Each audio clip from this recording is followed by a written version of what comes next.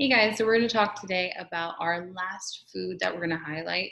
We're going to talk a little more later as far as additional things that you can do, such as oils, teas, supplements, all that good stuff, so that you have a plethora of options in your pantry as well as your own personal toolbox. Today, we're talking still in the green family, spinach and kale. And spinach is another one of those powerhouses where it's also 9 grams of protein. So, yay. A lot of people have difficulty as far as breaking down spinach. So, you may find that you do better with cooked spinach than you do with raw.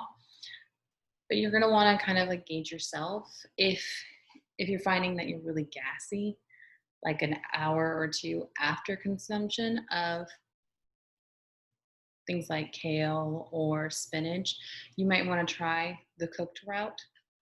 A lot of people have that gas buildup. That's totally normal. It's actually like your food breaking down. It creates a gas pocket. So it's totally fine. Don't worry about it. There's things that you can do to help kind of ease that situation. Peppermint is one of my personal favorite options. I like to do peppermint oil. You can either take it internally, dependent on the brand you're using. doTERRA is really the only one I've ever seen that is cleared to be taken internally. So you just want to make sure that on the bottle of whatever essential oil you're using, it says right there and bold can be taken internally. So other than that, I also would suggest if you don't have an option that can be taken internally, providing a carrier oil, so like coconut oil or avocado, almond oil, whatever is your brand of choice, and just applying it topically to your abdomen. You want to make sure you wash your hands very thoroughly after because peppermint is a hot oil. And if you get it in your eyes, you are not going to be happy, I promise. So, this is just a great way to kind of help even out your digestive system. It's also a really great way to balance out your calcium ion channels. And for some of you that are like, what? Calcium ion channels are pretty much your body's way of saying when we need to go and when we need to not go, or like elimination processes. And it's not for urine, it's for poop. So it's a great way to kind of keep you regular without any of those issues. And if you find that you have a problem going, it's a great way to get that train on the roller go or train on the tracks. And if you find that you cannot stop the train, it's also a really great way to slow that down because its job is to balance things out. So you're getting both benefits in one. And I love that. Anytime I can find a multitasker, I'm a happy hero. And that is a great multitasker. I have peppermint with me always. So with spinach and kale, anything that's that high in fiber and antioxidants and anti-inflammatories, you're actually going to want to gravitate towards for stress reduction benefits because it's going to help not only keep you regular, keep your blood pressure down and all that jazz. It's going to help kind of keep your mood stable.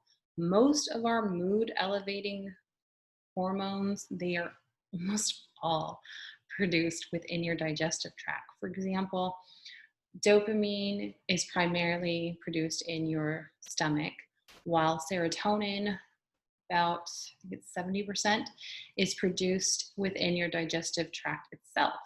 The rest is produced within your brain. So you have your gut is your happiness. So make sure that you are giving your gut the support it needs, like zinc is really important because that helps actually balance out your um, magnesium levels. So you'll find that if you are someone who has a really high sugar diet, you're actually depleting your body of magnesium and zinc.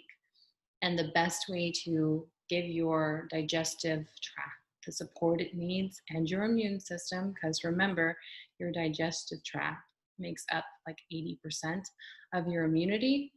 You want to make sure that you are making it stronger and giving it the support it needs. The best way to do that is with zinc and magnesium. Those are both going to help kind of thicken the walling of all of your digestive tract. So they are super winners. It's also really high, our spinach and kale are also really high in iron, which is great if you find that you have kind of that fatigue. This is going to help with that because it's kind of going to help balance out anemia and all that good stuff, dependent on what type of anemia you have.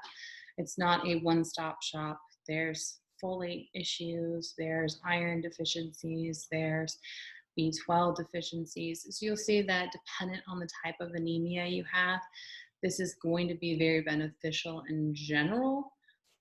You might want to add like some berries into the mix too, and that'll help kind of with the B12 issue.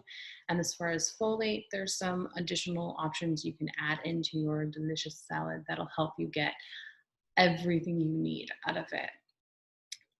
It's also really great for magnesium and calcium. And magnesium, as we mentioned before, is really beneficial for helping you with your mood and elevation, as well as your digestion. So these are all good things, and you want as many good things in your repertoire as possible. So this is a great way to kind of get a large delivery of a bunch of nutrients and building materials that your body is asking you for in one shot. So, I mean, who wouldn't sign up for that, right?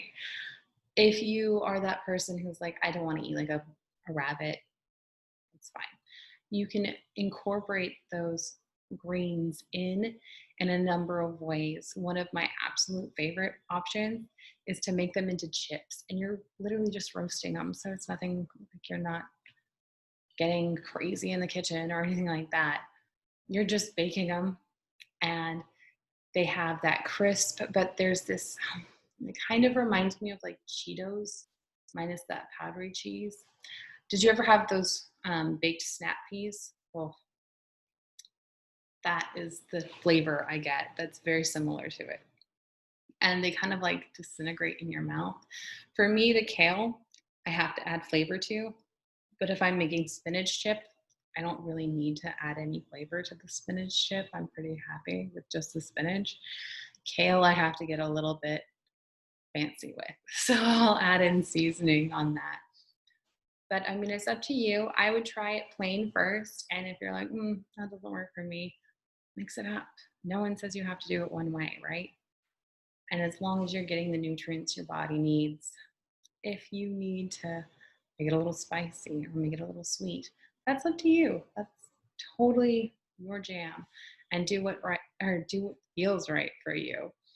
And I'm going to talk to you more about additional awesome options. And until then, I'm going to give you guys the link to a blog. So if you find that you're just super impatient, no worries.